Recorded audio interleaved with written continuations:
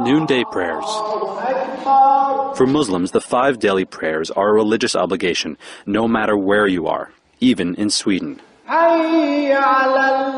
The prayers are peaceful, but here in Malmo, some have reacted violently to the Muslim presence. The mosque here was firebombed twice in 7 years, and last year a serial sniper tried to kill one of the office workers. A suspect was later arrested, accused of attacking as many as 13 immigrants, killing 3.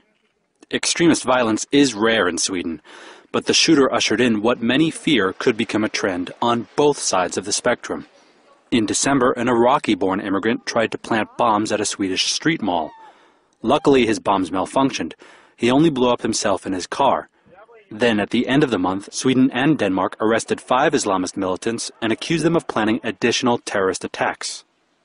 In 5 days, the whole discourse of the whole country changed. You know, we were in a state of denial. Every time we talked about the threat, people were charging with stigmatization, with Islamophobia. Now it changed. For years, Sweden has had a very open immigration policy. Out of a country of 9 million people, more than 1 million are immigrants.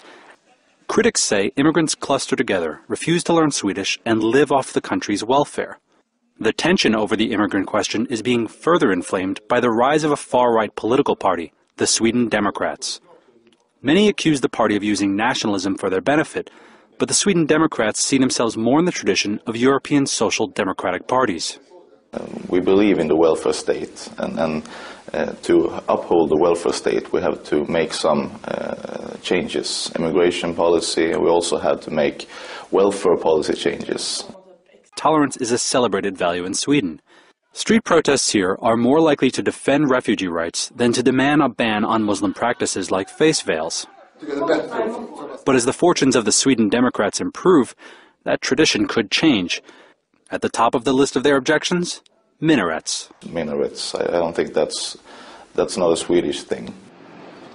How the country decides what is Swedish is hardly a simple question, and how it's answered could have implications for countries far beyond Scandinavia.